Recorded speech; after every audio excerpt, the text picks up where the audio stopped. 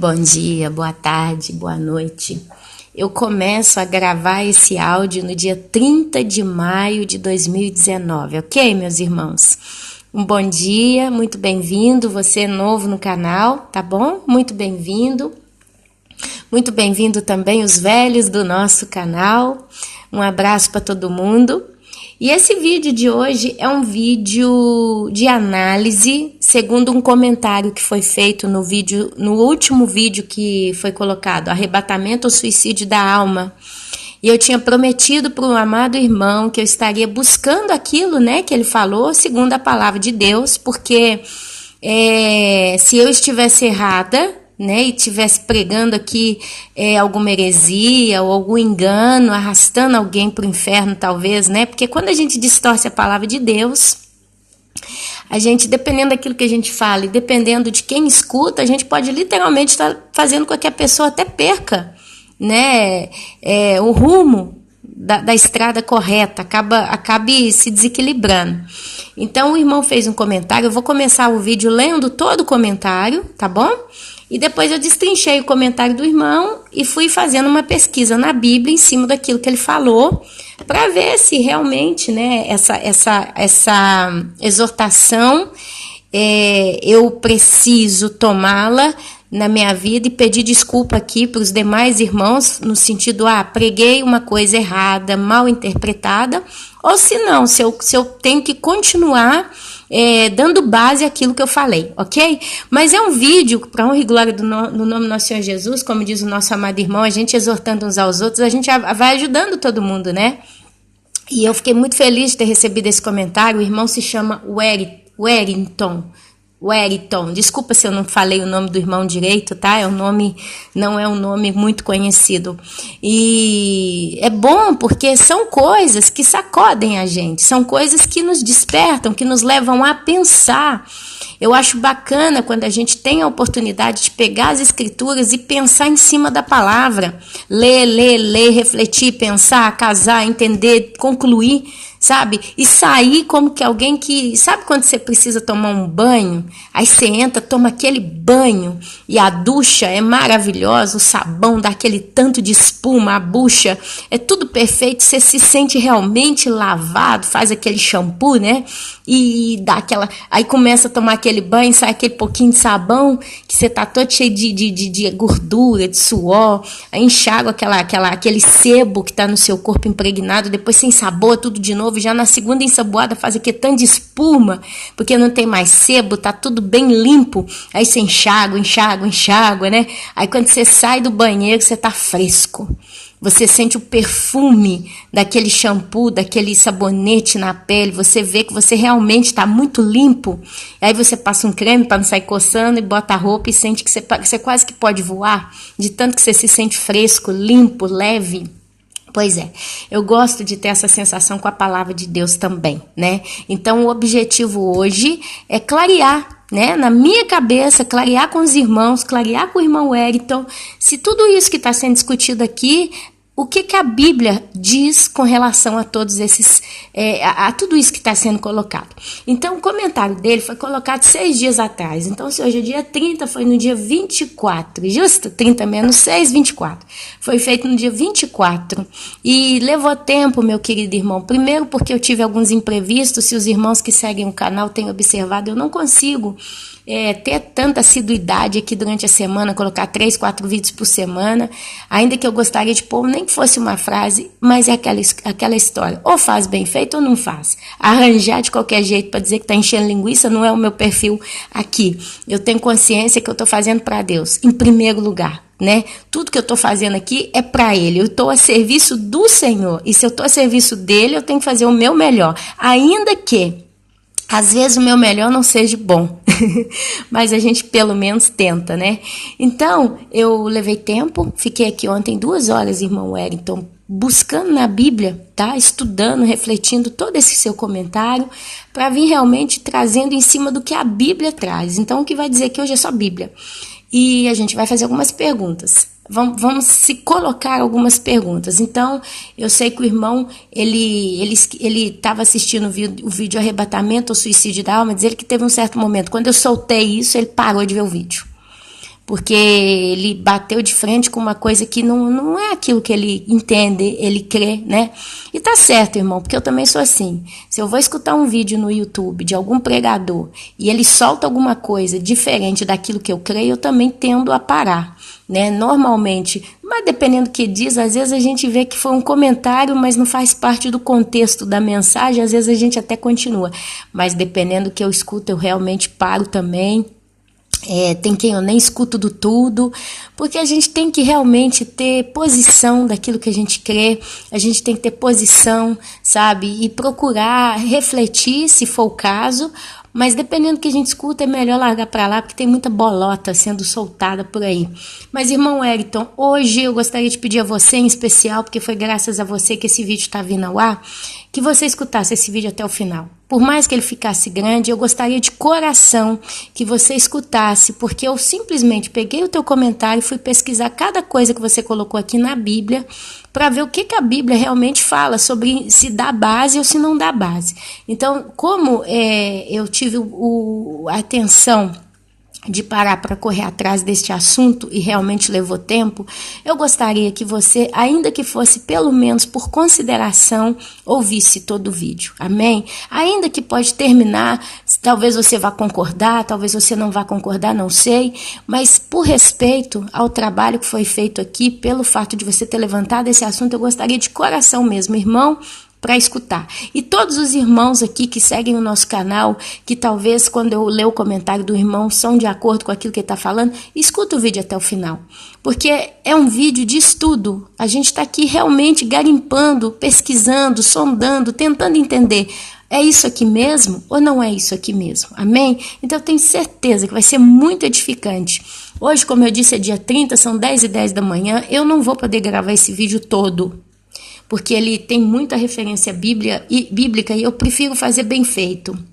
E se ele ficar grande, você vai pôr no pausa, né? Para honra e glória do nome do nosso Senhor, o YouTube tem essa ferramenta. Se você bota a pausa e fecha o vídeo, depois quando você volta no vídeo, ele retoma da onde parou. Ele ainda volta talvez um minutinho antes na conversa e ele retoma ali. Então a gente nem perde, né? Isso é uma bela ferramenta no YouTube. Você não precisa ficar procurando o minuto exato que você cortou o vídeo, porque o próprio YouTube sinaliza e ele retoma exatamente do ponto que você parou. Para vocês terem uma ideia, desde ontem eu estou ouvindo um vídeo do pastor Nathan Rufino, um vídeo de 1h e alguma coisa. E como estava muito atordoado o meu dia, eu não tinha como ouvir. Eu comecei a ouvir ele na hora que eu fui lavar as vasilhas do almoço. E eu gasto o quê? Uns 20 minutos, meia hora para arrumar a cozinha, então eu podia ouvir um pouco daquele vídeo. Depois eu tive que desligar para fazer outras coisas. E assim, depois à noite eu retomei. Da onde parei, ele voltou e continuou a sequência. Então isso é muito bacana, é uma mão na roda para a gente. Isso ajuda para nós que gravamos áudios e vídeos no YouTube, ainda que são vídeos grandes. Isso nos ajuda a ficar tranquilo, porque quem realmente quer ouvir a mensagem não tem mais desculpa. Sabe, de falar o vídeo é gigante, né? O máximo que eu posso fazer aqui é falar, olha, agora eu concluo a primeira parte do estudo e vou logo em sequência para o próximo. E tentar organizar em pequenos blocos de poucos minutos, que aí se você quiser pôr pausa, você retoma da parte seguinte, né?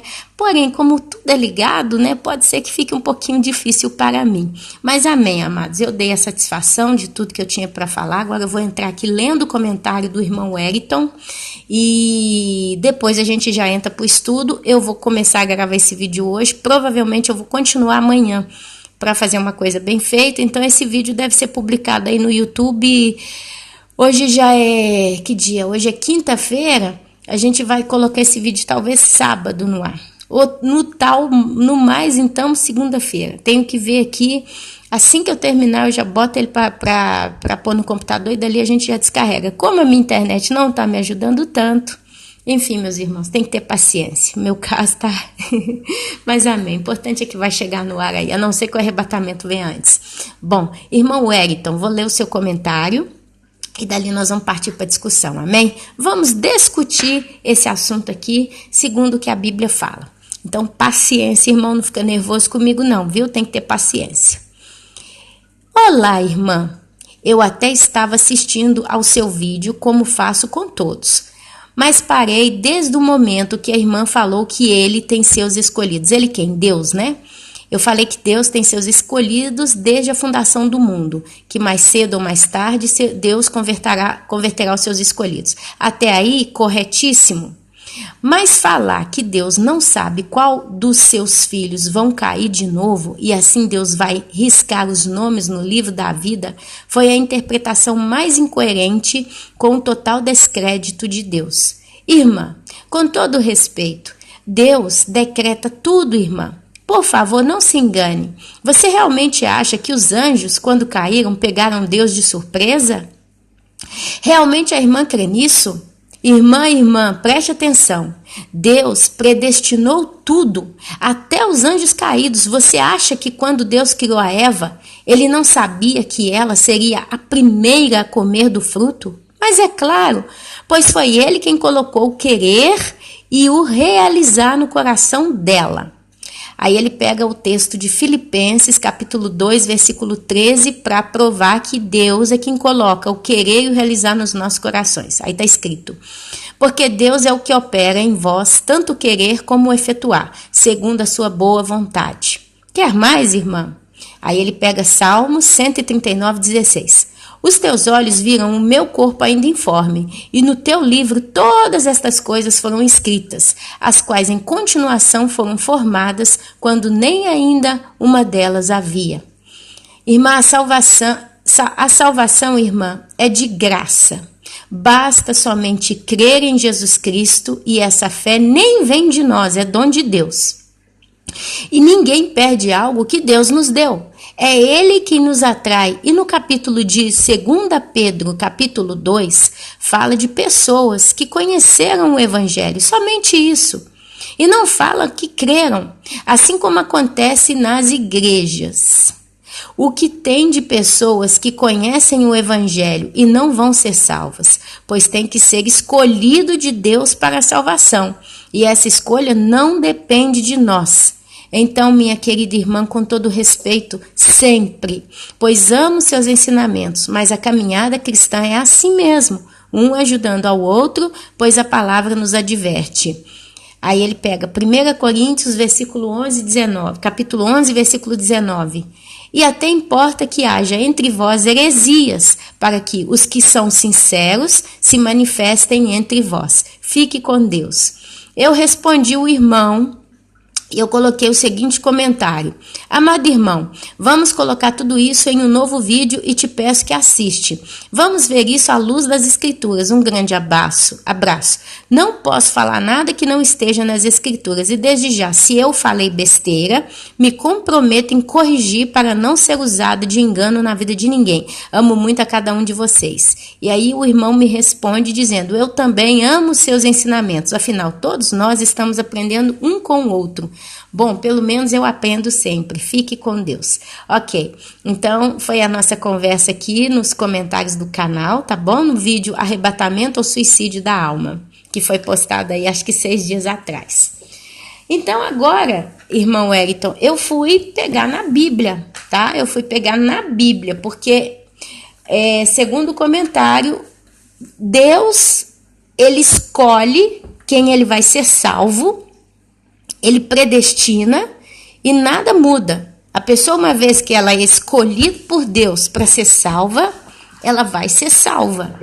E aqui, lá em 2 Pedro, capítulo 2, ele diz: a gente não vê ninguém assumindo a fé nesse caso. Simplesmente eles foram escolhidos por Deus e foram salvos. Agora, para eu não falar besteira, meu irmão, como eu fiz todo um estudo escrito no papel, olhando minuciosamente cada palavra escrita, eu vou seguir isso que está aqui, tá? E para não me desviar dos caminhos desse estudo. Então, a pauta a ser levantada pelo irmão Wellington. Eu falei no vídeo Arrebatamento ou Suicídio da Alma. Deus tem seus escolhidos desde a fundação do mundo, que mais cedo ou mais tarde Deus converterá os seus escolhidos. Até aí, corretíssimo, conforme disse o irmão. Depois eu, Ana Paula, falei que Deus não sabe qual dos seus filhos vão cair de novo. E assim Deus vai riscar o nome do livro da vida. E aí foi aonde eu foi essa interpretação, essa declaração que eu coloquei aqui, foi chamada como uma interpretação mais incoerente vista pelo irmão como total descrédito de Deus. Quer dizer, o fato de eu dizer que Deus não sabe quem é que vai cair, então ele acaba riscando o nome da pessoa do livro da vida, é chamado como uma interpretação que dá descrédito a Deus, como se Deus não soubesse todas as coisas. E realmente, Deus, ele é onisciente, ele sabe quem vai cair, quem não vai cair, ele sabe cada segundo da nossa vida, a ponto que a Bíblia diz que realmente toda a nossa história já está escrita. Deus, ele, quando ele põe um espírito dentro, né, de uma pessoa e faz com que essa pessoa se torne uma alma vivente, a Bíblia diz que os dias dessa pessoa já estão todos escritos, né? Quem escreveu esses dias? Foi aquele que é o onisciente. Mas ele escreveu porque ele é que inventou a história da vida da pessoa? Não. É porque ele, na sua onisciência, ele já viu o futuro da vida da pessoa. Eu, Ana Paula, acredito que é assim, porque a Bíblia diz que Deus escreve o final, ele conta o final dos tempos desde o início, né? Então, ele já sabe como é que vai acabar tudo, ok? Mas ok, vamos com calma. Então, talvez realmente, provavelmente, quando eu falei assim, que Deus não sabe qual dos seus filhos vão cair de novo e assim Deus vai arriscar o nome do livro da vida, irmão Wellington, provavelmente eu coloquei a frase de modo errado, inconveniente, porque se eu, Ana Paula, falo que o Deus Todo-Poderoso, onisciente, não sabe qual dos seus filhos vai cair e ele vai ter que riscar o nome do livro da vida, realmente, eu tô errada. Porque Deus é onisciente, Deus ele sabe quem vai cair, ele sabe quem vai pecar, ele sabe quando uma pessoa vai morrer, ele sabe tudo, de tudo, de tudo, de tudo. E eu errei, tá certíssimo, irmão Wellington, me perdoa, peço perdão inclusive aos irmãos. Às vezes a gente, quando vai fazer um vídeo e começa a falar muita coisa, às vezes a gente acaba soltando sem pensar algum detalhe. Então tá certo, certíssimo, irmão. Deus ele sabe sim. Deus, ele sabe tudo que vai acontecer. Inclusive, aqui eu não vou abrir a passagem, os irmãos que leem Bíblia conhecem, quando Caim começou a crescer no coração de Caim, aquela ira contra o seu irmão Abel, ciúme, a inveja, né? Tem um momento que lá no livro de, acho que é Gênesis, né? Deus vira para Caim e fala assim, Caim, por que você está assim? Né? Em palavras minhas, a Bíblia fala mais ou menos assim, por que você está com essa raiva? Por que você está com essa ira? Né? Porque se arrependa, ainda está em tempo, por que você tem que... Aí Deus começa a exortar Caim para ele se arrepender do mal que ele queria fazer, que ele estava indo para matar o irmão. E aí Caim responde bruto a Deus e vai obstinado e mata, né? E Deus então depois tem que punir a ele, é colocado uma marca sobre a fronte de Caim, ele se torna uma pessoa maldita, a Bíblia diz que ele se tornou maldito, e ai de quem matasse, tocasse nele. Então, a gente vê aí as consequências, né? Deus, ele realmente, ele sabe, meus irmãos. Me perdoem, eu falei uma frase errada. Independente se eu pensava uma coisa e falava outra, independente de qualquer coisa, Deus, ele sabe sim. E realmente dá descrédito achar que Deus não sabe o que vai acontecer, né? Porém, eu poderia substituir essa frase que Deus espera que o homem se arrependa. A expectativa dele em assistir a história da vida é que o homem se arrependa. Mas a gente vai falar mais sobre isso lá para frente. Pelo momento, vamos com calma aqui para não perder o fio da meada. Então, foi chamada de a interpretação mais incoerente vista pelo irmão com o total descrédito de Deus, no sentido que de Deus decreta tudo. Deus nunca foi pego de surpresa. Deus predestinou tudo, até os anjos caídos. Aí foi o comentário do irmão. Agora eu tenho que ir com calma para a gente não se perder aqui entre o que eu falei e o que o irmão deixou no comentário, né? Então aqui o irmão fala que Deus predestinou tudo, até os anjos caídos. Até os anjos caídos foi predestinado por Deus. Quando Deus criou a Eva, ele já sabia que ela o desobedeceria. O irmão alega que foi Deus, aí olha só, agora vamos puxar aqui.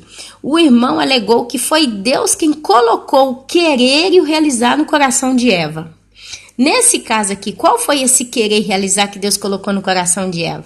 O querer pegar o fruto o querer comer o fruto, desobedecer a Deus, pelo que eu estou entendendo. Agora, irmão Wellington, a gente começa a levantar aqui as questões, os questionamentos, como diz o irmão daquele canal Questione-se, né? A gente tem que questionar, a gente tem que pensar. Então, vamos começar a questionar. Eu, Ana Paula, assumi que sim. Quando eu falo que Deus não sabe qual dos seus filhos vai cair de novo e assim Deus acaba riscando o nome do livro da vida, realmente Deus, ele sabe quem vai cair, Deus, ele sabe a história do homem, Deus, ele conhece cada minuto do nosso dia. Deus é onisciente. Erro meu de interpretação, erro meu de exposição da frase, ok? Agora, quando eu creio que Deus colocou o querer e o realizar no coração de Eva para que ela comesse do fruto proibido e pecasse desobedecendo a Deus, eu começo então a levantar alguns questionamentos. O primeiro dele, então pergunto, Deus, ele pode levar o homem a pecar, a desobedecê-lo? Porque se eu pego como referência o texto ele pegou lá Filipenses, capítulo 2, versículo 13, porque Deus é o que opera em vós, tanto querer como efetuar segundo a sua boa vontade. Então, se Deus faz isso, Deus então colocou no coração de Eva para ela ir lá comer o fruto proibido, sendo que antes ele tinha proibido Adão de comê-lo. Então Deus, ele pode levar o homem a pecar, colocando o intuito do desejo para praticar o mal ou a desobediência contra ele mesmo? Agora é eu que estou começando a questionar essas interpretações, a interpretação do livro de Filipenses, capítulo 2, versículo 13. Mas calma, eu continuo fazendo alguns questionamentos e a gente vai começar a destrinchar esse negócio direito. Qual a diferença entre livre-arbítrio e coração inclinado? Eu levantei essas duas questões. Existe diferença entre livre-arbítrio e coração inclinado?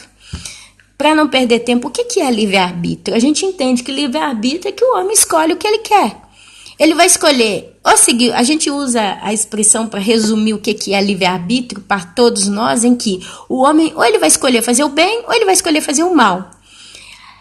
A turminha que diz que o homem foi predestinado por Deus e Deus já predestinou os que são salvos antes da fundação da terra. Quer dizer, é como se antes que o mundo existisse como um todo e os homens nascessem, é como se Deus tivesse pego uma lista e escrito o nome de todo mundo que vai ser salvo. E Deus simplesmente tivesse falado assim, olha, independente do que essa pessoa vai fazer, ela vai para o céu. Ela vai para o céu porque eu predestinei que ela fosse salva, ok? Dentro da interpretação. E aí, se você pega Filipenses, capítulo 2, versículo 13, está dizendo que Deus opera em vós, tanto querer como efetuar, segundo a sua boa vontade. Mas vamos tirar aqui esse restinho da frase de Filipenses, segundo a sua boa vontade. Vamos firmar, vamos parar aqui, porque Deus é o que opera em vós, tanto querer como efetuar. Vamos ficar só ali, bota um ponto final ali. Se a gente para só ali, tá? O que é livre-arbítrio, então? Eu, então, entendo que não existe livre-arbítrio. Ou existe um livre-arbítrio limitado. Tipo assim, o cara, ele vai morrer no mundo das drogas. Foi predestinado que ele vai morrer no mundo das drogas. Ele vai se matar usando droga. Mas é dito que o homem tem livre-arbítrio. Mas, se Deus predestinou aquele cara para não ser salvo, ele vai morrer no mundo das drogas, ele tem livre-arbítrio. Qual seria o livre-arbítrio dele? Ah, eu vou me matar usando crack ou vou me matar usando cocaína? Eu vou escolher com qual das duas eu vou me matar? Com crack ou com cocaína? Ah, com crack. E ali, então, ele se mata usando o crack. Seria isso um livre-arbítrio? Não, eu vou me prostituir, porque está predestinado que aquela pessoa vai se prostituir até a morte e vai morrer. Então, com o que eu vou me prostituir? Eu vou me prostituir, eu sou um homem, eu vou me prostituir com outras mulheres ou vou virar gay? O importante é que eu me prostituo com alguém. Eu vou ter que fazer bagunça, mas eu vou só escolher com quem, com quais parceiros eu vou ir me prostituindo. Então, o que é livre-arbítrio? É você ter liberdade para escolher entre a luz e as trevas? Ou você foi predestinado para morrer sem a salvação, porque Deus um dia decidiu assim, sabe-se lá por quê, mas basicamente porque ele é soberano e ele é Deus, e quem é o homem para questionar a Deus? Por que ele fez vaso para ira e vaso para glória? Então, se você é um vaso para ira, você não pode questionar aquele que fez o vaso, do porquê que ele fez o vaso assim. Então, livre-arbítrio, o que seria no meio dessa categoria? Primeira coisa, e o que é o coração inclinado? Ora, se Deus predestinou o homem para ser salvo, então Deus coloca o querer e o efetuar no coração dessa pessoa, inclinando o coração dela para Deus. Então ela vai sempre vir para Deus, como aquele mocheirinho, né? Aquele mosquito que quando você acende a luz, ele vai lá para a luz. Ele vai sempre caminhar para a luz, apesar que vai chegar lá, vai ser queimado, vai morrer, mas ele vai ser sempre atraído pela luz, né? Porque é como se fosse o sol para ele. Mas se você for predestinado por Deus para morrer sem salvação, seu coração, então, Deus vai colocar no seu coração o desejo cada dia mais de pecar e se afastar de Deus, e o seu coração vai se inclinar para as trevas. Segundo essa interpretação, se eu pego Filipenses capítulo 2, versículo 13 e vou nesse segmento, né? Então, eu coloco só uma pergunta que eu me lembro aqui. Se Deus, ele escolhe quem ele quer ser salvo, se Deus predestina aqueles que vão ser salvos, e eles não precisam nem ter fé para ser salvos, porque é Deus que põe tudo no coração dele, pacote completo. Foi já colocado o sentimento certo no coração da pessoa, porque você é minha, eu decidi assim.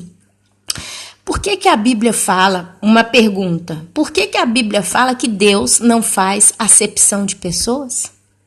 Porque se eu escolho, eu tenho uma escola e eu tenho um grupo de crianças que tem que jogar o futebol.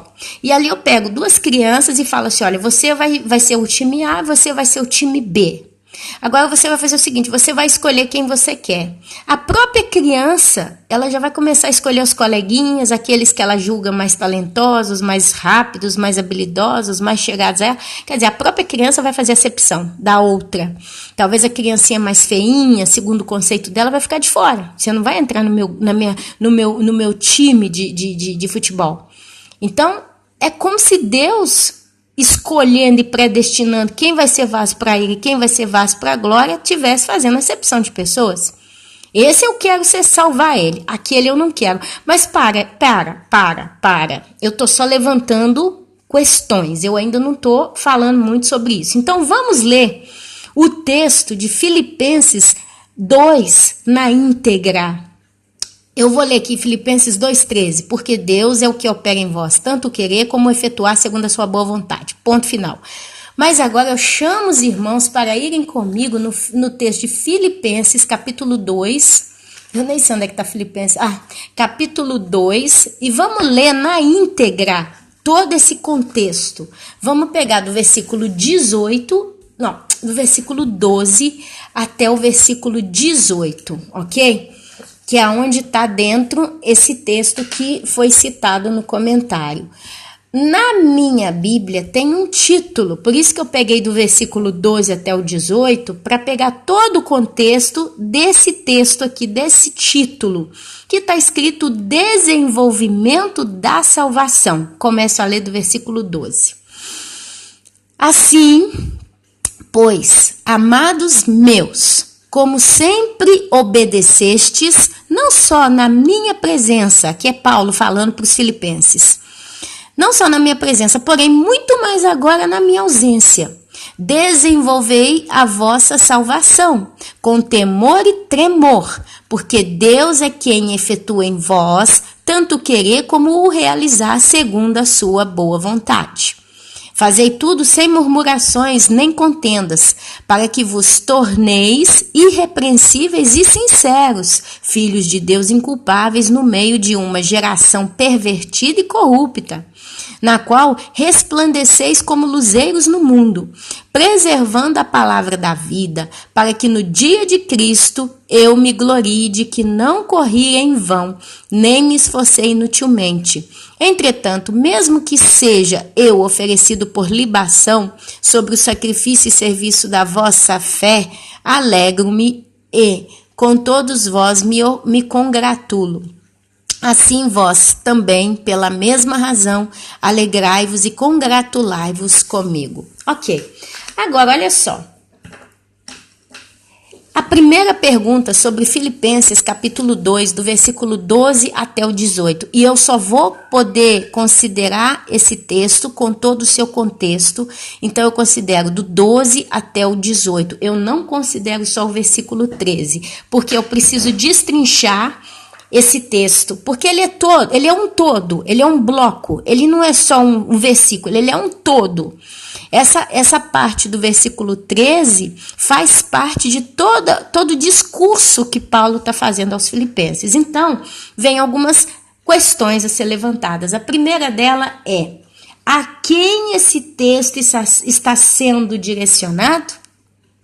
A quem o texto de Filipenses, capítulo 2, ainda que fosse só o versículo 13, para quem que Paulo está falando todas essas palavras? Eu dei a resposta: à igreja, aos santos. Porque se a gente começa a prestar atenção, Paulo fala com eles como amados meus. E amados deles são aqueles que Paulo conheceu. São seus irmãos em Cristo. É para a igreja aqui em Filipenses que ele está conversando com gente do mesmo ramo dele. Começa ali. Segunda questão. Se Deus determina o nosso querer e fazer, por que Paulo se daria ao trabalho de orientar e notificar, eu escrevi rápido, por que Paulo se daria ao trabalho de orientar e notificar os irmãos sobre esse assunto? Qual assunto? Ele fala coisas como: assim, pois, amados meus, como sempre obedecestes, não só na minha presença, porém muito mais agora na minha ausência, desenvolvei a vossa salvação com temor e tremor, porque Deus é quem efetua em vós tanto querer como realizar segundo a sua boa vontade, etc, etc, etc, etc. Para quê que Paulo faz todos esses textos e escreve tanto para a igreja? Se Deus predestinou, se Deus escolheu, mas aí eu entendo que Deus faz as coisas bem feitas. Deus, ele não faz o serviço assim por assim, mas ele vai fazer uma coisa bem feita. Ok, então, ok. Pergunta número 3, ou questão número 3. Note que no versículo 13 diz claramente que Deus opera em nós, tanto querer como efetuar. É verdade. Se Deus opera em Ana Paula querer, quer dizer, Deus ele vai motivar meu coração a desejar aquilo que Ele quer que eu deseje. Uma vez que o meu coração cobiça, deseja aquilo que Deus coloca nele, então eu vou lá e vou fazer. Imagina que Deus então cisma que eu ponho no meu coração que eu preciso tomar 2 litros de água por dia. Então Deus põe a ideia: você tem que tomar 2 litros de água por dia. Só que ele não põe só a ideia, ele vai começar a me seduzir, digamos, eu estou usando essa palavra, talvez está até errada como palavra, né? Mas ele vai me seduzir, não, ele vai me convencer que aquela água que eu preciso tomar é boa. Então ele começa a pôr no meu caminho coisas que vão me chamar a atenção a beber 2 litros de água por dia. Por exemplo, coloca uma mensagem de alguém dizendo: sabia que se você toma 2 litros de água por dia, você vai reabastecer seu corpo e desintoxicar seu sangue, vai trocar a água do seu corpo. Outro vídeo: sabia que nosso corpo 90% é feito com água? E por aí vai, né?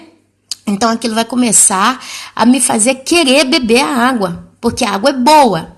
Quando eu estiver no ápice do meu desejo, cobiçando beber esses 2 litros de água por dia, ele vai lá e fala: agora você vai lá e bebe. Está executada a vontade. Aí eu corro lá e bebo a água. O realizar. Será, meus irmãos? Note que no versículo 13 diz claramente que Deus opera em nós, tanto querer como efetuar. Só que está escrito uma outra coisinha para completar o versículo 13. Segundo a vontade de Deus, né? Boa vontade.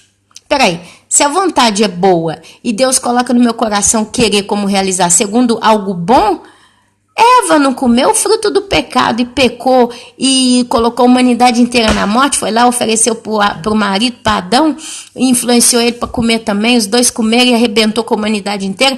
Isso é uma vontade boa de Deus, então? Isso foi a boa vontade? A contradição. Antes Deus vira para Adão e fala: não tem que comer do fruto, vocês não podem comer. De todas as árvores que estão no jardim, vocês podem comer, olhar, fazer o que vocês quiserem. Mas a árvore a árvore do conhecimento do bem e do mal, vocês não podem comer, porque no dia que dela você comer, você morre. Agora, se a Bíblia diz que Deus é vida, Deus poderia colocar no coração de Eva o desejo, o executar, comer uma coisa que ia trazer morte? Não é uma coisa contrária à natureza de Deus? Quer dizer, Deus induziu o homem à morte?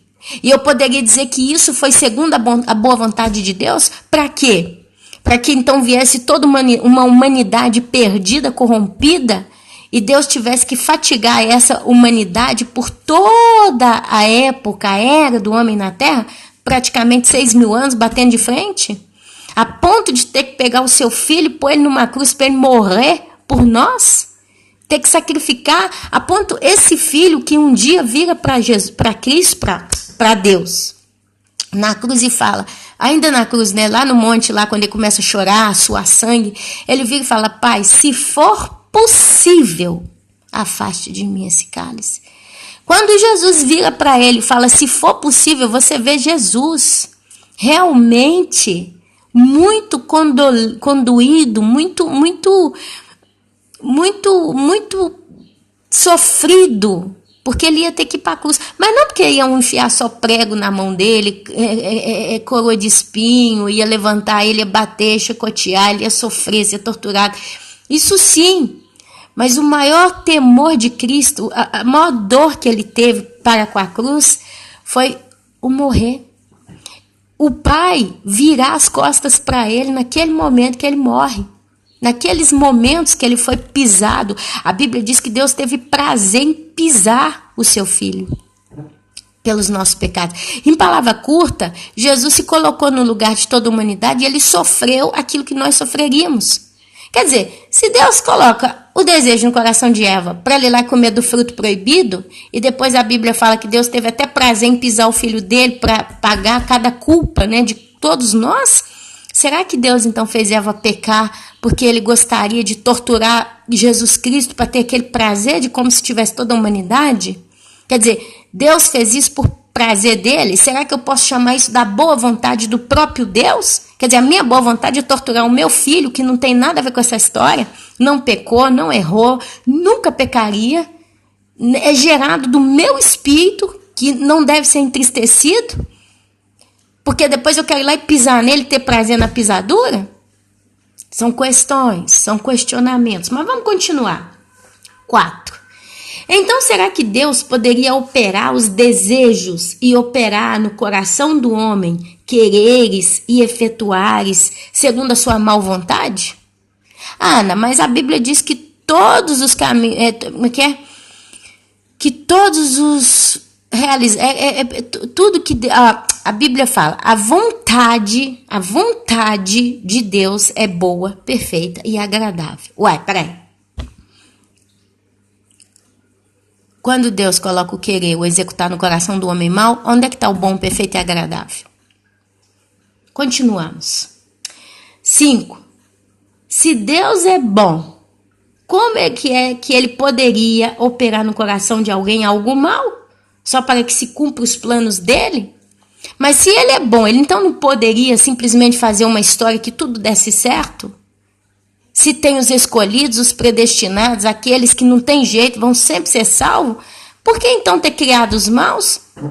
Se ele opera segundo a sua boa vontade, para que gerar a morte, gerar o mal, gerar o homem que se inclina para fazer o pecado e peca, porque Deus põe até o executar? Ana, olha que Deus endureceu o coração de Faraó. O que você está dizendo, Ana?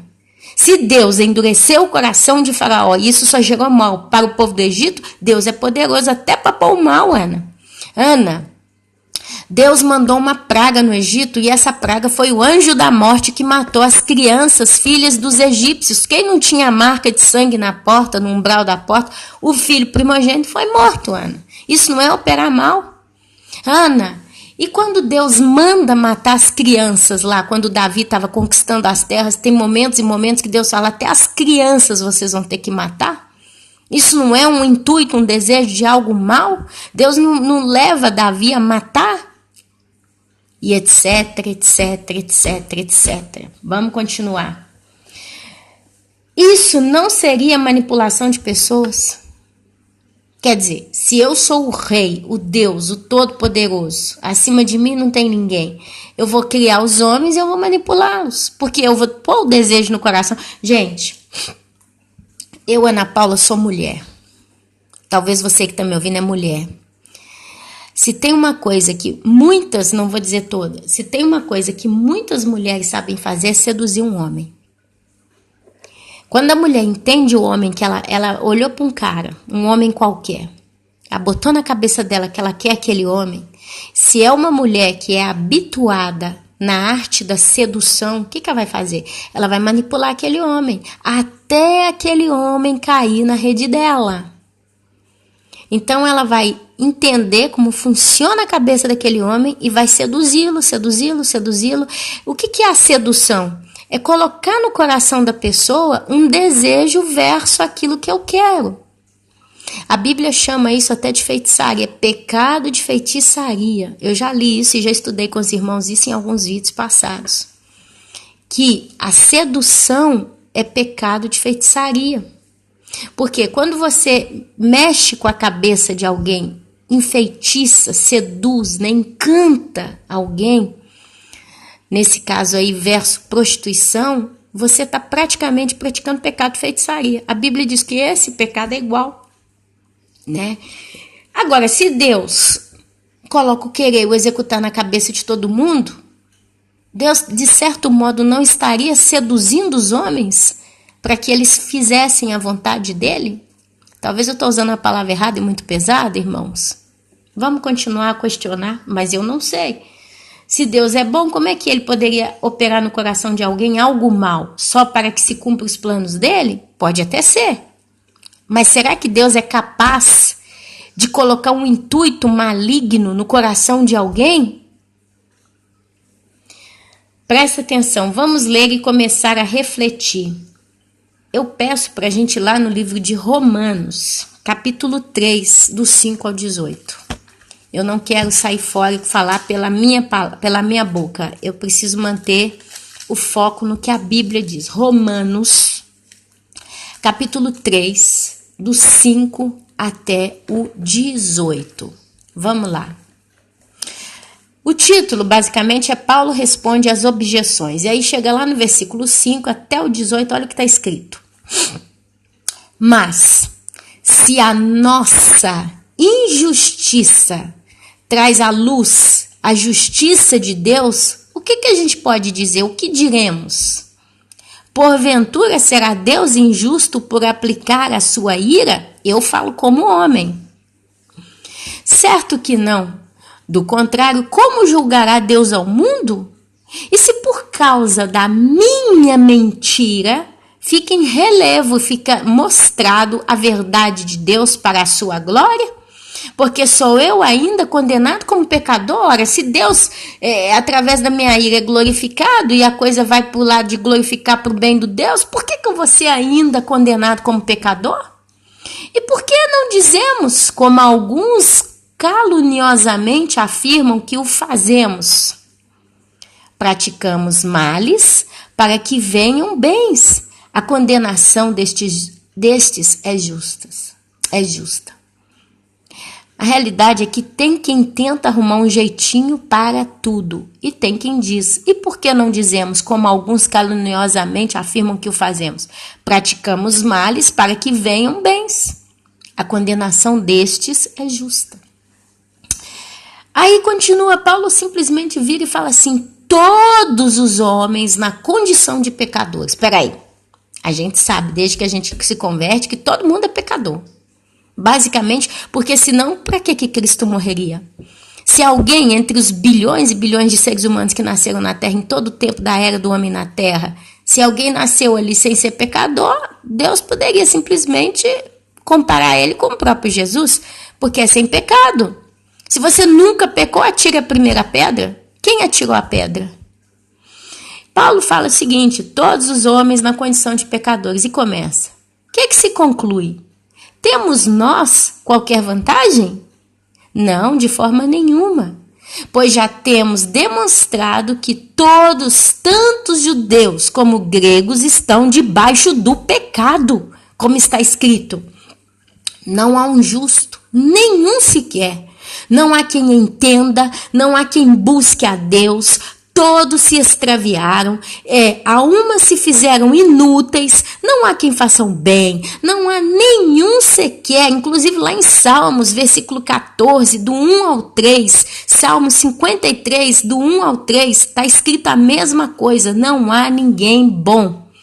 A garganta deles é sepulcro aberto, com a língua urdem engano, veneno de víbora está nos seus lábios, a boca eles a têm cheia de maldição e de amargura, avidez, angústia, desgosto. São os seus pés velozes para derramar sangue, nos seus caminhos a destruição e miséria, desconhecem o caminho da paz, não há temor de Deus diante dos seus olhos. Uau! Todos os homens na condição de pecadores. Prestemos atenção quando Paulo descreve o verdadeiro caráter do homem. Mas antes eu quero voltar lá no livro de Filipenses, quando a gente lê lá o versículo. Deus coloca no coração... Eu perdi o Filipenses aqui, tá aqui, ó. Versículo 13. Porque Deus é quem efetua em vós o tanto querer como realizar, segundo a sua boa vontade. Eu destaquei algumas partes, tá, desse texto. Prestemos atenção quando Paulo descreve o verdadeiro caráter do homem. Em Filipenses 2, do 12 ao 18, vamos destacar algumas coisas ditas por Paulo ali para os filipenses. Primeira das coisas, está escrito lá no versículo 12. Assim, pois, amados meus, como sempre obedecestes. Espera aí. Lá em Romanos está falando, não há justo nenhum sequer, não há quem entenda, não há quem busque a Deus, todos se extraviaram, a uns se fizeram inúteis, não há quem faça o bem, não há nenhum sequer. A garganta deles é sepulcro aberto, com a língua urdem engano, veneno de víbora está nos seus lábios, a boca deles está cheia de maldição e de amargura. São seus pés velozes para derramar sangue, nos seus caminhos a destruição e miséria, desconheceram o caminho da paz, não há temor de Deus diante dos seus olhos. Por que aqui Paulo está falando o seguinte? Assim, pois, amados meus, como sempre obedecestes. Ué, peraí. Se não há nenhum homem justo, como é que essa turma aqui obedece? Predestinação? Deus simplesmente tirou do livro de Romanos, cara, não há nenhum, nem justo sequer, não tem ninguém que possa ser justificado diante dos olhos de Deus. Aí Deus aqui, através do apóstolo Paulo, tira uma categoria especial de homens, heróis na terra? Que contradição é essa? Primeiro, o próprio Paulo fala que todo mundo pecou. E a única coisa que todo mundo merece é a ira de Deus. Mas agora Paulo começa a falar de uma turminha aqui que sempre obedeceu a Deus. Mas desde quando essa turminha sempre obedeceu a Deus exatamente? Mas vamos continuar. Deus efetua em vós tanto querer como realizar, segundo a sua boa vontade. Se a vontade de Deus é boa, perfeita, e é também até agradável. Fazei tudo sem murmurações, nem contendas, para que vos torneis irrepreensíveis. Espera aí, se a pessoa tem que se tornar alguma coisa, aonde é que está sempre o livre-arbítrio? Você não precisa ter fé. O que você for fazer, não adianta, porque Deus já te predestinou. Por que Paulo fala que tudo que nós viemos a fazer tem que ser sem murmuração, nem com contenda, para que vos torneis irrepreensíveis? Para que Deus ia querer alguém irrepreensível? Porque ele tem que ter sempre a razão no final, e ainda que você é um predestinado a ser salvo, você precisa ser encontrado irrepreensível. O que significa ser encontrado irrepreensível? Sem repreensão. Quer dizer, Deus nunca vai precisar te xingar, te chamar a atenção, te admoestar, te advertir. Você precisa. Mas se você precisa ser encontrado irrepreensível, por que ele fala fazei? Fazei. Quer dizer, ele está falando para aquelas pessoas fazerem tudo sem murmurações nem contendas. Porque aí então elas se tornarão irrepreensíveis diante de Deus. Mas vamos continuar. Eu puxei aqui serviço da fé.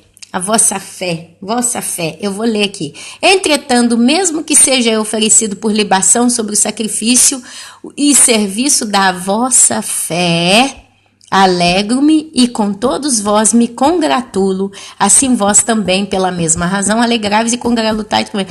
Paulo está falando o seguinte: entretanto, mesmo que eu seja oferecido por sacrifício, a serviço da vossa fé. O que é isso? Houve alguns momentos que Paulo ele visitou alguns irmãos em algumas províncias, ok? E em alguns momentos, estando ali, tentando fazer o melhor ao serviço da fé daqueles irmãos em determinada cidade, ele foi preso. Foi capturado, foi torturado, foi humilhado. Ele podia não ter ido na cidade, para que eu vou lá? Essa turma já está toda pronta para ir para o céu. Para que eu vou lá ser torturado, ser preso? Mas Paulo fala, ainda, entretanto, mesmo que eu seja oferecido por libação sobre o sacrifício e serviço da vossa fé. Quer dizer, ainda que me joguem numa prisão por causa vossa, porque eu vim nessa cidade para tratar com vocês, ensinando vocês através das cartas, né, das minhas mensagens dadas por Deus. Ainda que eu venha a ser sacrificado, eu, Paulo, me alegro com todos vós. E também me saúdo com todos vós. Assim vós também, pela mesma razão, alegrai-vos e congratulai-vos comigo. Quer dizer, comunhão entre irmãos. Mas aqui a gente está vendo uma coisa entre homens. Cadê Deus aqui, colocando vontades e fazendo o coração desse povo? Para quem que está escrito Filipenses capítulo 2, do 12 ao 18? Está muito claro. E aqui o irmão falou que não precisa ter fé, não. Agora, por que Paulo então se coloca como sacrifício e libação ao serviço da fé dos irmãos, então? Para que essa fé, se não precisa? Mas, ok, vamos continuar. Continuar. A fé. Filipenses foi escrito para os santos. Não tem sentido tantas e tantas orientações aos santos na Bíblia se toda a nossa vontade de agir fossem decididos única e exclusivamente por Deus. Mas vamos ver algo sobre o caráter de Deus, porque à luz das Escrituras, para que à luz das Escrituras possamos analisar tudo pela própria palavra. Agora eu começo a ler algumas coisas. Mateus, capítulo 19, versículo 17 diz... E ele disse-lhe, por que me chamas bom? Não há bom senão só que é Deus. Se queres, porém, entrar na vida, guarda os mandamentos. Peraí, isso aqui foi Jesus. Alguém virou para ele e chamou Jesus de bom. Jesus vira para o povo, para quem falou isso, falou, por que você está me chamando de bom? Bom com O. Bom com O é contrário de mal com U. Quer dizer, estamos falando de uma natureza assim. Ou é uma natureza boa, ou é uma natureza mal.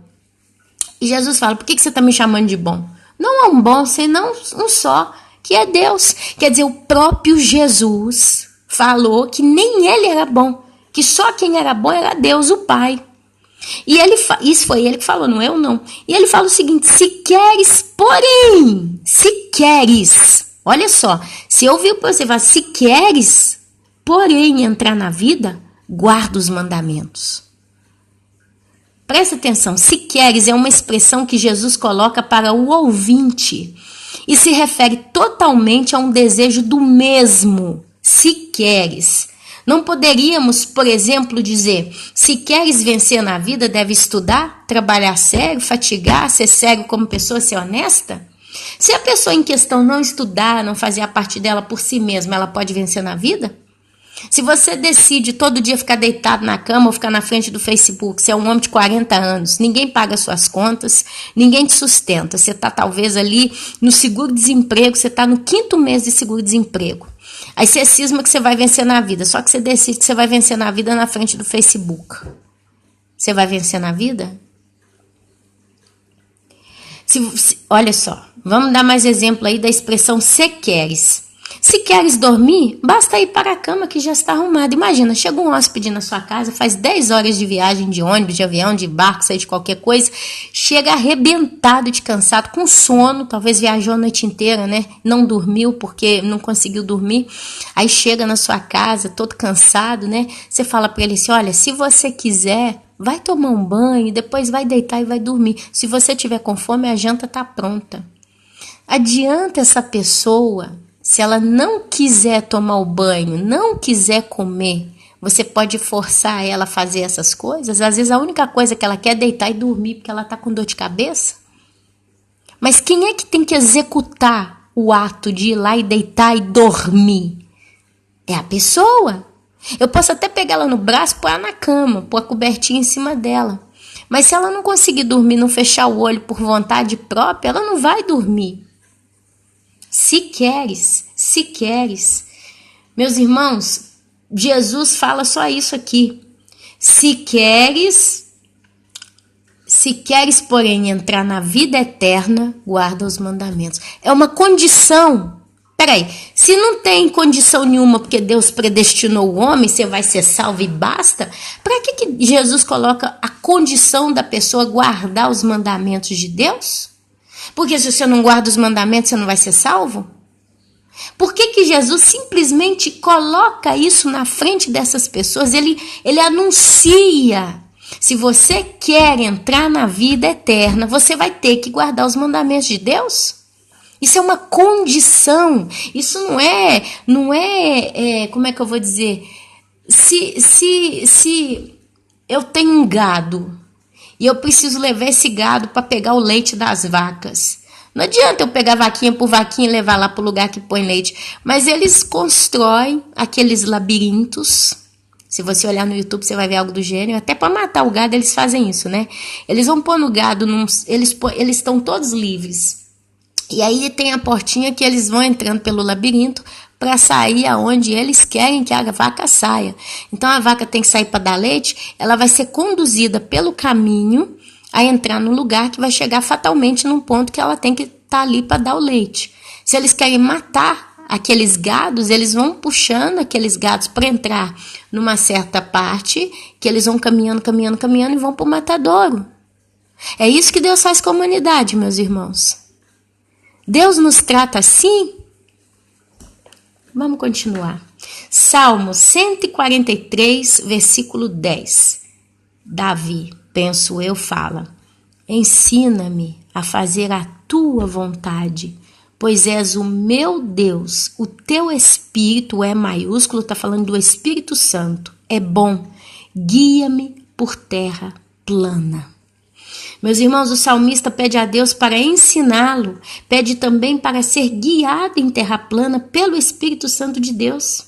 Vemos claramente aqui mais um desejo expressado do coração de um homem verso a Deus. Davi, ele fala: ensina-me a fazer a tua vontade. Aí sim, eu peço a Deus para Ele me ensinar através do Espírito Santo a fazer a vontade dEle. E dentro disso me guiar por caminho reto. Se Deus realmente estivesse manipulando sentimentos e executares dos homens, por que a Bíblia diz que Deus não tenta o homem a praticar o pecado? Pelo contrário, exorta-o a não praticá-lo. Não parece contraditório? Você quer essa banda que tem um versículo bacana aqui para nós vermos? Números. Lá no livro de Números, capítulo 23, versículo 19, diz: Deus não é homem para que minta, nem filho do homem para que se arrependa. Porventura, diria ele, não faria? Ou falaria e não confirmaria? Jó, capítulo 34, versículo 23, está escrito: porque Deus não sobrecarrega o homem mais do que é justo para o fazer ir a juízo diante dele. Peraí, Deus sobrecarrega o homem mais do que é justo. Está dizendo, Deus não sobrecarrega o homem mais do que é justo. Peraí, então se Deus coloca peso nos homens, Ele o faz na balança da justiça dele, para levar o homem a juízo diante dele. Agora, peraí. Então, nós estamos vendo Deus endurecendo o coração de muitos. Meus irmãos, agora se Deus não sobrecarrega o homem mais do que é justo, então o que exatamente significa essa sobrecarga? Peraí, porque agora a gente está vendo Deus sobrecarregando os homens para serem julgados. Primeiro, meus irmãos, temos que ler e entender claramente sobre a justiça de Deus, que está lá no Salmo 94. Vamos lá para o Salmo 94. Eu vou gravar mais um pouco, daqui a pouco eu vou ter que parar, porque já são 11 horas da manhã aqui para mim. Mas vamos lá. Salmo 94, eu vou ler ele todo. Está escrito apelo para a justiça de Deus, porque está falando que Deus, lá em Jó, porque Deus não sobrecarrega o homem mais do que é justo para o fazer ir a juízo diante dele. Salmo 94 vai responder essa história. Ó Senhor, Deus das vinganças. Ó Deus das vinganças, resplandece, exalta-te, ó juiz da terra, dá o pago aos soberbos. Até quando, Senhor, os perversos, até quando exultarão os perversos? Proferem impiedade e falam coisas duras, vangloriam-se os que praticam a iniquidade, esmagam o teu povo, Senhor, e oprimem a tua herança, matam a viúva e o estrangeiro. Peraí, mas Deus não proibiu o homem de matar?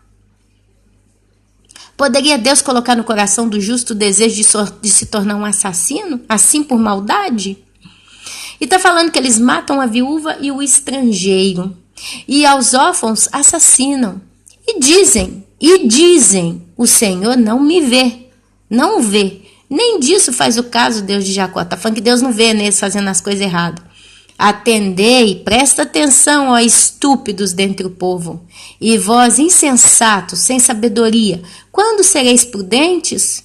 O que fez o ouvido, acaso não ouvirá? E o que formou os olhos, será que não enxerga? Porventura quem repreende as nações não há de punir? Aquele que aos homens dá conhecimento não tem sabedoria?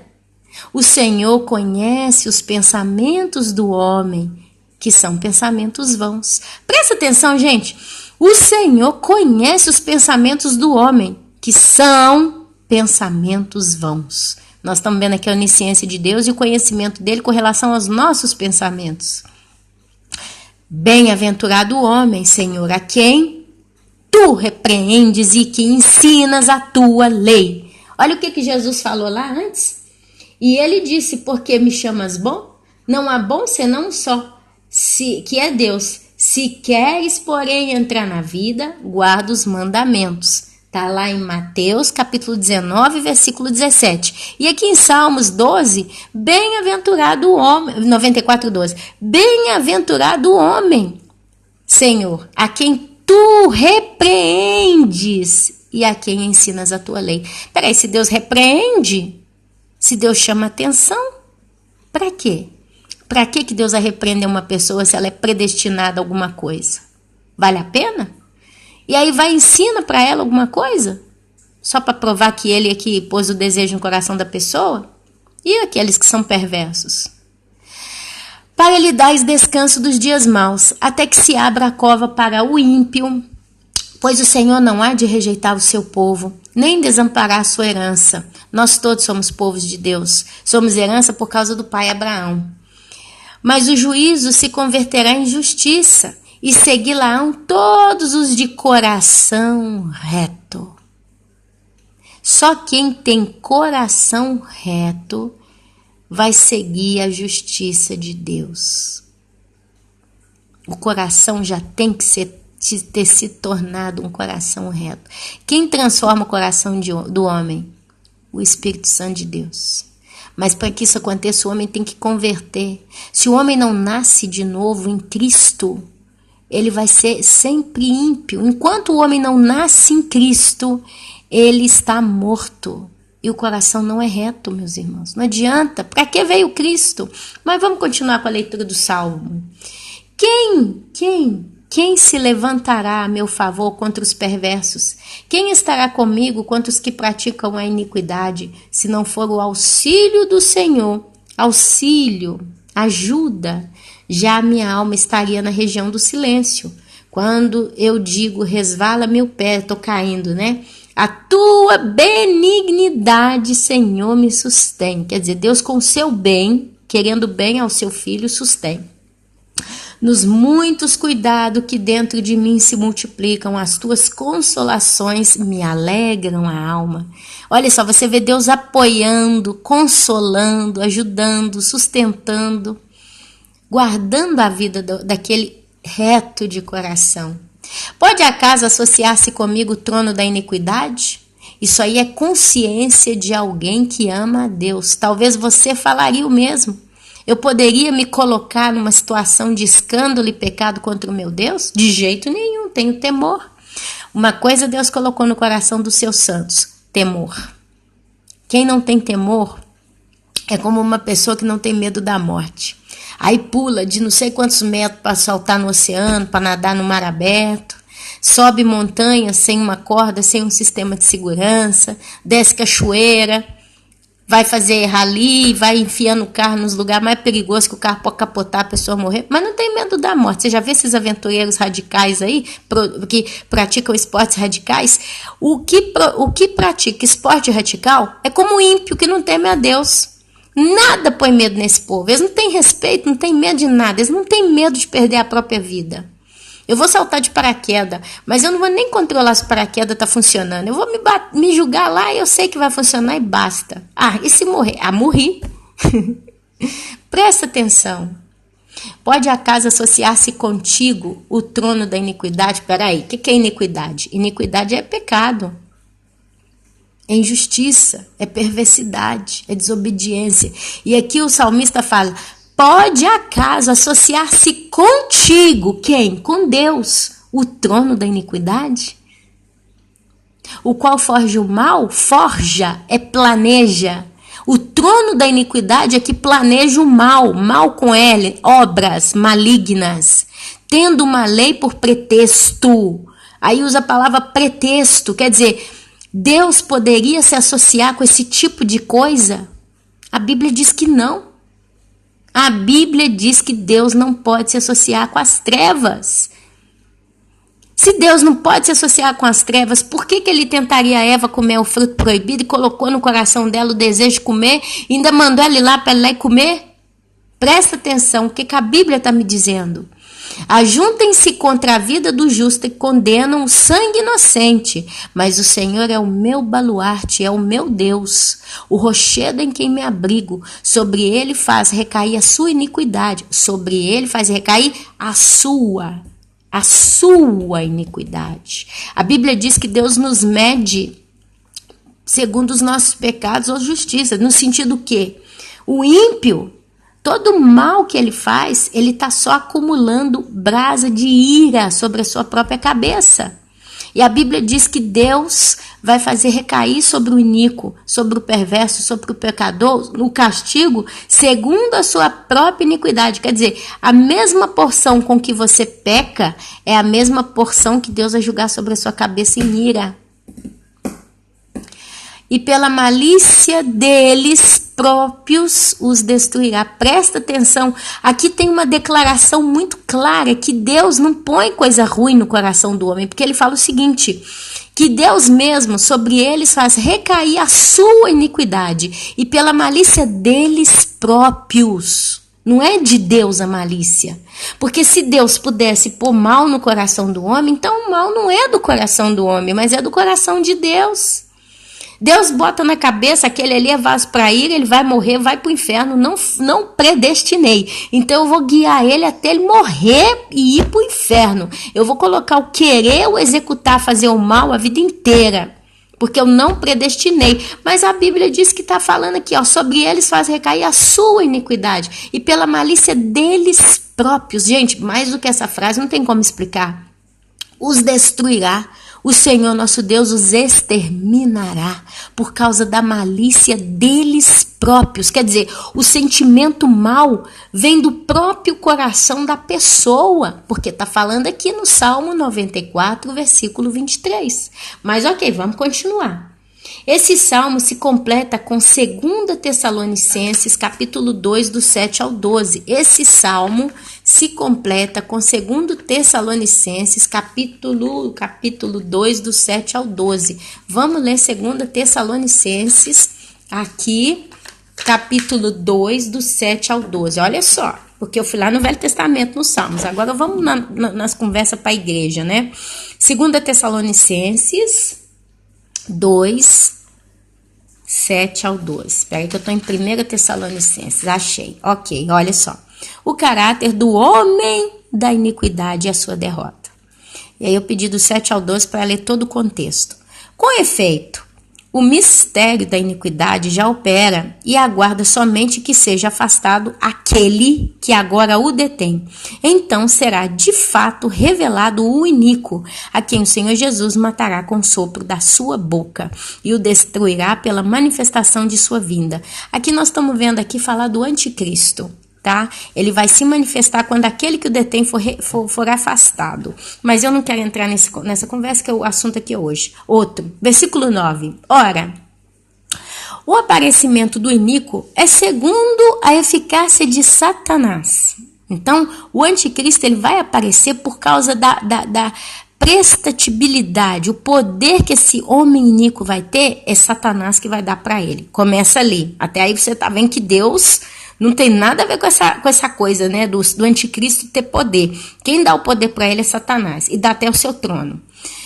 Com todo o poder e sinais e prodígios de mentira, a Bíblia diz, Deus não é homem para que minta. Então, de Deus não está vindo nada aí não. E com todo o engano de injustiça aos que perecem. Para quem que o anticristo vai vir? Para quem está perecendo. Por quê? Porque não acolheram o amor da verdade para serem salvos. É por este motivo, qual? Porque não acolheram o amor da verdade, estavam perecendo e não acolheram o amor da verdade para serem salvos. É por este motivo, pois, que Deus lhes manda a operação do erro. No sentido que, quando Deus tira aquele que detém o anticristo vem. Então Deus permite que ele venha. Deus ele permite que coisas aconteçam para darem crédito à mentira, a fim de quê? De serem julgados todos quantos não deram crédito à verdade. Antes, pelo contrário, deleitaram-se com a injustiça. Quer dizer, eles só não estavam caminhando no caminho do mal, do pecado, da injustiça, mas eles inclusive estavam se deleitando com a injustiça. Aí Deus o que faz? Tira aquele que detém o anticristo chega e cai. Eles caem na mão do anticristo, na armadilha. E aí Deus vai julgar. Olha só, Deus não é homem para que minta, nem filho do homem para que se arrependa. Porventura Deus diria e não faria? Está falando que Deus vai entregar esse povo na mão do anticristo, porque eles não acreditaram no amor da verdade e estavam perecendo. Então Deus vai falar e não vai confirmar? Isso vai acontecer, e está para acontecer a qualquer momento. Porque Deus não sobrecarrega o homem mais do que é justo. Qual é a justiça dessa sobrecarga aqui de 2 Tessalonicenses?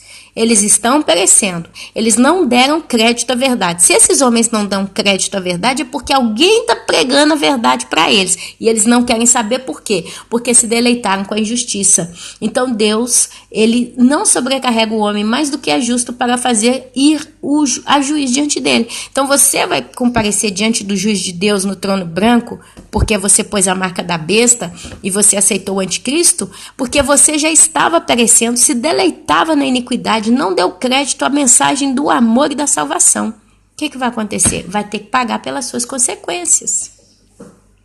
Agora, se Deus não sobrecarrega o homem, aí veio o Salmo 104, peguei 2 Tessalonicenses. Então, quando Deus abandona um pecador e o induz a morrer eternamente, como muitos interpretam, aqui eu estou lendo uma coisa, ó. Quando Deus abandona um pecador e o induz a morrer eternamente, como muitos interpretam, é na realidade o abandono de Deus para com aqueles que amam suas próprias concupiscências, não a de Deus. Então Deus não induz ninguém a desejar a pecar, ele simplesmente o abandona no seu próprio pecado.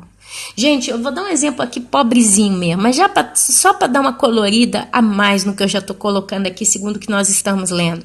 Você já vê esses filhos desobedientes? E às vezes ele tá querendo botar a mão numa coisa, às vezes você tá lá passando roupa e o menino tá querendo pôr a mão. Mamãe, deixa eu pôr a mão. Não, que queima. Mamãe, deixa eu pôr a mão. Não, que queima. Mamãe, deixa eu pôr a mão. Não, que queima. E o menino não só pede para pôr a mão no ferro, mas ele vem com a mãozinha, você fica afastando ele, igual quando a gente espanta mosquito, né? E aí, às vezes, um minuto que você vira, o menino vai lá e pum, bota a mão e queima, e chora, e chora, e chora, e chora. Tem pai e mãe que vai pegar no braço, oh, amor de mamãe, ui, ui, ui, vai consolar, vai chorar com a criança. E tem um pai e mãe que não vai estar nem não. Ah, você queimou? Eu falei para não pôr a mão. Quer dizer, isso é uma atitude de deixar ela pagando a consequência do erro. Eu mesma sou uma mãe assim. Às vezes eu tenho um menino que ele é cheio de problema, ele não consegue, ele não tolera nem a lactose, nem o glúten. E tem vezes que a gente tá comendo, ele quer comer certas coisas, aí começa, eu posso comer, eu posso comer, eu posso comer. E eu assim, tento ser justa. Por exemplo, ele não pode comer qualquer tipo de queijo, porque dá dor de cabeça. A dor não vem no mesmo dia, ela vai acumulando e estoura depois de algum tempo que ele consome certas coisas. Como eu já entendi que funciona assim o corpo desse menino, de vez em quando alguma coisa a gente deixa ele comer, mas aquilo ali acabou. Mas se ele dá a sequência, ele passa mal.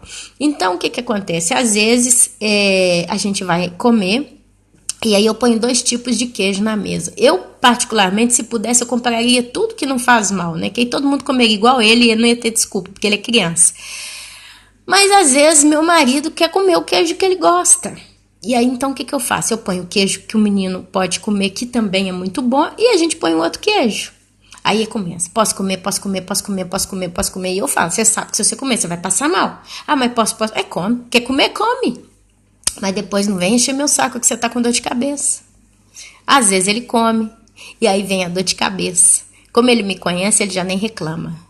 E às vezes ele levanta de manhã, porque aí depois ele esquece que ele comeu o que não devia e eu avisei para não comer. Aí de manhã ele levanta, eu tô tonto, minha cabeça tá doendo. Eu falei, mas ontem você não entrou no que você não podia? E aí? Cala a boca. Quer dizer, tem pais e mães que de certo modo entregam seus filhos às suas próprias concupiscências. Você quer praticar esse erro? Eu tô te falando de todo modo possível, que você não pode fazer, que você vai se fazer mal. Mas você quer fazer? Vai. Eu não posso te resistir por muito tempo. Gente, Deus, se Ele é bom, e ele diz que o homem tem que vir para ele por amor, quer dizer, nós temos que realmente, a Bíblia diz que a gente tem que adorar o Deus Todo-Poderoso com todo o nosso coração, com toda a nossa alma, com toda a nossa força. Peraí, se isso vem de mim, Deus ele não vai entregar o homem ao bem ou ao mal por entregar. Mas se você não ama a Deus de verdade, Deus não vai te forçar a amá-lo. Não tem sentido. Não tem sentido. Olha só, Romanos capítulo 1, versículo 26 diz, por isso Deus os abandonou às paixões infames, porque até as suas mulheres mudaram o uso natural, no contrário à sua natureza. Eclesiastes 4:5, o tolo cruza as suas mãos e come a sua própria carne. O tolo cruza as suas mãos e come a sua própria carne. É o homem perecendo no seu pecado. Jó, capítulo 5, versículo 13. Ele apanha os sábios na sua própria astúcia, e o conselho dos perversos se precipita. Quem abandona os sábios na sua própria astúcia? Deus. Tem gente que se acha sábio demais e vai contra a vontade de Deus. Deus abandona ele na sua própria astúcia. Provérbios, capítulo 18, versículo 7. A boca do tolo é a sua própria destruição, e os seus lábios um laço para a sua alma. A boca do tolo, pode Deus colocar no coração de um ser humano a tolice? 1 Coríntios 11, 29. Porque o que come e bebe indignamente come e bebe para a sua própria condenação, não discernindo o corpo do Senhor. Quer dizer, vai desembestado pecado afora, ou pecado adentro. Provérbios, capítulo 8, versículo 36. Mas o que pecar contra mim, violentará a sua própria alma. Todos os que me odeiam amam a morte. Peraí, tem gente que odeia a Deus. Mas Deus poderia imputar, Deus poderia colocar no coração de os vasos para ir e de odiarem a Ele mesmo? Deus é ódio ou Deus é amor? E aqui ele fala claramente, mas o que pecar contra mim violentará a sua própria alma. Peraí, Deus poderia levar os homens a pecarem contra Ele mesmo para violentarem as suas próprias almas?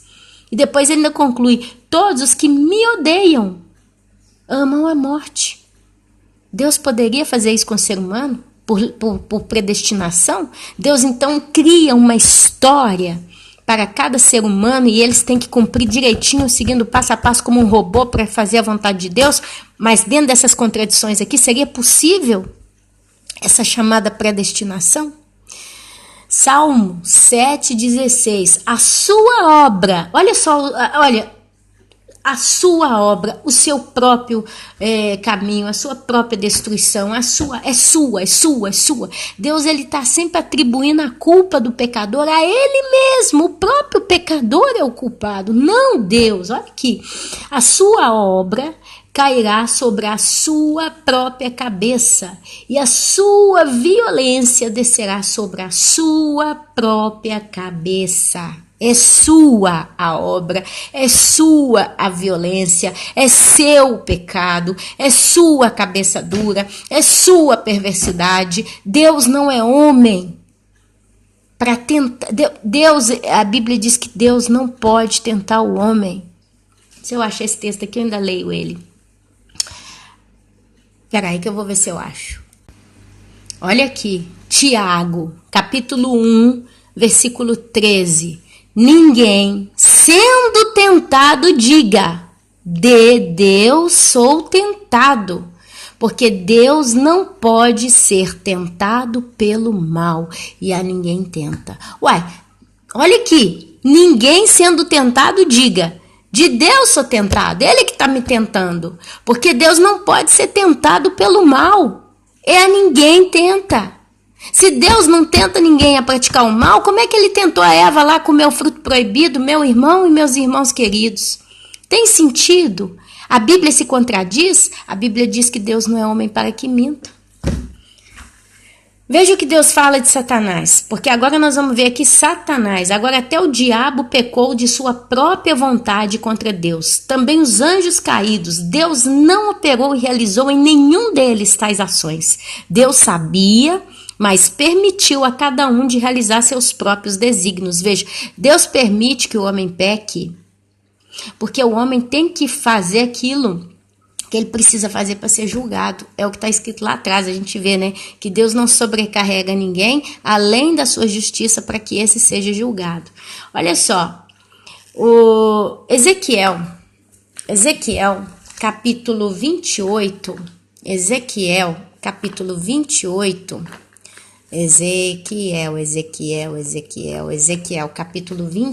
do 12 ao 19, vai contar a história do diabo. Ezequiel 28, do 12 ao 19. Olha lá o que conta. Vamos ler a história do diabo? Será que Deus colocou no coração de Lúcifer o mal, a tentação? Deus instigou Lúcifer a cair? Vamos ver? A gente pega lá do livro de Ezequiel, capítulo 28, do 12 em diante. Vamos lá. Filho do homem, levanta uma lamentação contra o rei de Tiro e diz-lhe, assim diz o Senhor Deus. Ok, rei de Tiro, parece um ser humano, o verdadeiro rei de Tiro, mas aqui ele está falando para ele falar uma lamentação contra o Senhor Deus. Tu és o sinete da perfeição, tu és o sinete da perfeição, cheio de sabedoria e formosura. Estavas no Éden, então não está falando de um ser humano, está falando de um ser celestial. Estavas no Éden, jardim de Deus. De todas as pedras preciosas te cobrias, o sárdio, o topázio, o diamante, o berílio, o ônix, o jaspe, a safira, o carbúnculo e a esmeralda. De ouro se te fizeram os engastes e os ornamentos. No dia em que fostes criados, foram eles preparados. Quer dizer, é como se tudo isso aqui fosse preparado no dia que o Lúcifer foi criado. Tu eras querubim da guarda ungido e te estabeleci. Ele era ungido. O Espírito Santo de Deus estava, né? Era ungido. Satanás era ungido. A unção de Deus, a gente vê na Bíblia que é feita através do Espírito Santo. Então ele era ungido. Tu eras querubim da guarda e te estabeleci. Permanecias no Monte Santo de Deus. Quer dizer, o Espírito Santo de Deus era com Lúcifer quando ele foi criado. Permanecias no Monte Santo de Deus, no brilho das pedras andavas. Era tudo maravilhoso aqui, ó. Perfeito eras nos teus caminhos. Perfeito eras, não é mais, nos teus caminhos. Desde o dia em que foste criado. Então você vê que Deus criou a Lúcifer perfeito, perfeito, puro, perfeito, maravilhosamente esplêndido, até que se achou iniquidade em ti. Chegou um dia que Deus, né, prova que se achou iniquidade nele. Por quê? Na multiplicação do teu comércio, se encheu o teu interior de violência e pecastes. Olha aí, o que induziu o diabo a pecar? Pelo que te lançarei profanado fora do monte de Deus, e te farei perecer, ó querubim da guarda, em meio ao brilho das pedras. Elevou-se o teu coração por causa da tua formosura. Corrompeste a tua sabedoria por causa do teu resplendor. Olha aí a vaidade. Lancei-te por terra diante dos reis, te pus, para que te contemplem pela multidão das tuas iniquidades. Pela injustiça do teu comércio, profanaste os teus santuários. Eu, pois, fiz sair do meio de ti um fogo que te consumiu, e te reduzi a cinzas sobre a terra, aos olhos de todos os que te contemplam. Todos os que te conhecem entre os povos estão espantados de ti. Vens a ser objeto de espanto e jamais subsistirás. Olha aí, é Deus que fez o diabo pecar? Presta atenção. Versículo 17. Será que Deus errou em fazer Lúcifer formoso? Será que foi essa a razão do pecado? A razão também foi essa? Mas Deus o poderia fazer feio? Sem formosura? Será que bastaria? Veja que ele também cobiçou a glória, desejou ser como Deus. Seu coração encheu de violência por causa do seu comércio. Lá em Gênesis, capítulo 6, do 1 ao 9, se vocês quiserem a gente vai lá ler. Gênesis, capítulo 6, do número 1 até o 9. Tô começando a ficar cansada. Gênesis 6, do 1 ao 9. Deixa eu ver se eu acho aqui. Gênesis 6. A minha Bíblia já tá tão gasta que tá até difícil de manuseá-la. Essa aqui que eu tô usando. Gênesis 6, do 1 ao 9. Explica a cobiça dos anjos caídos, a multiplicação da maldade na terra, o arrependimento de Deus, porém Deus que sonda os corações dos homens encontra em Noé um homem justo que andou com Deus. Olha só, como se foram multiplicando os homens na terra e lhes nasceram filhas, vendo os filhos de Deus, que são os anjos caídos, que as filhas dos homens eram formosas, tomaram para si mulheres, as que entre todas mais lhes agradaram. Então disse o Senhor, o meu Espírito, o Espírito Santo, não agirá para sempre no homem, pois este é carnal, e os seus dias serão 120 anos. Ora, naquele tempo havia gigantes na terra também depois, quando os filhos de Deus possuíram as filhas dos homens, às quais lhes deram filhos. Estes foram valentes varões de renome na antiguidade. Viu o Senhor que a maldade do homem se havia multiplicado. De quem que era a maldade? Do homem. Na terra, e que eram continuamente mal todo desígnio no seu coração, no coração deles, não no coração de Deus. Então se arrependeu o Senhor de ter feito o homem na terra. Peraí. Mas Deus não sabia que toda essa bagunça ia acontecer? Por que Deus propôs ainda ver isso tudo acontecer? Será que Deus não tinha uma esperança de, quem sabe, a coisa iria se transformar por outro lado? Mas Deus simplesmente vê que o coração deles a cada dia se aumentava em fazer o mal. E aí diz a Bíblia que Deus se arrependeu, o Senhor, de ter feito o homem na terra, e isso lhe pesou o coração. Olha aí, Deus ficando triste em ver a maldade. Se Deus ele é tão ele predestina tanto, ele poderia ser tão corajoso de se fazer mal a si mesmo, quer dizer, masoquista? Disse o Senhor: farei desaparecer da face da terra o homem que criei. O homem e o animal, os répteis, as aves, os céus, porque me arrependo de os haver ter feito. Porém, Noé achou graça diante do Senhor. E aí começa a história de Noé. Quer dizer, Deus sonda os corações dos homens. E no meio da geração pré-diluviana, Deus encontra Noé, homem que andou com Deus. Quer ver? 2 Pedro, capítulo 2, do 1 ao 9. Capítulo 2 de 2 Pedro, do 1 ao 9. Vamos ler. 2 Pedro, capítulo 2, do 1 ao 9. Olha o que está escrito. Deixa eu só ver aqui. Ok, marcar aqui com o dedo para não perder.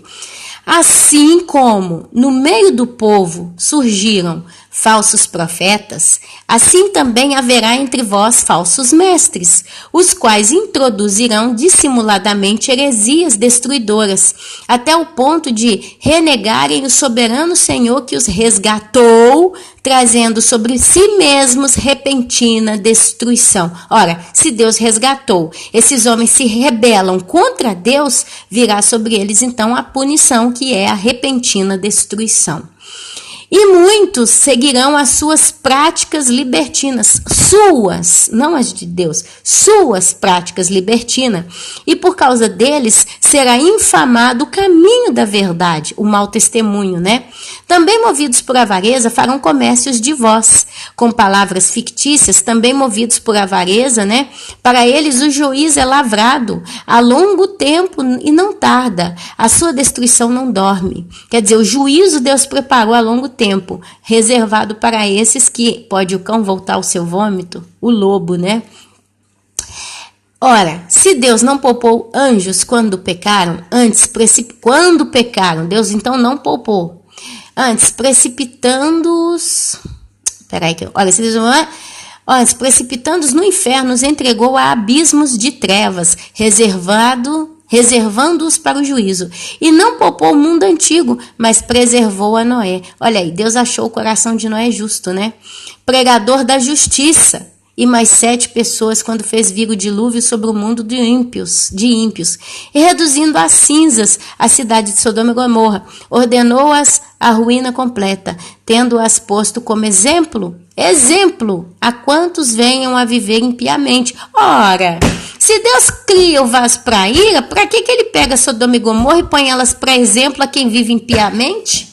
Para que Deus pede o homem para se arrepender se não tem jeito? Ele já foi predestinado?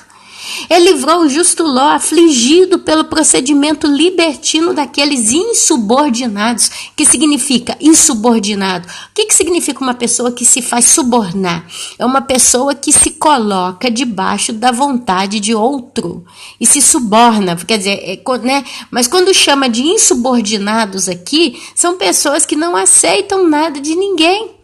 Eles têm a própria impetuosidade. Agora, se são homens chamados insubordinados, como é que Deus poderia colocar o querer e o fazer, o executar no coração de homens insubordinados? Será que funcionaria? Será que pegaria?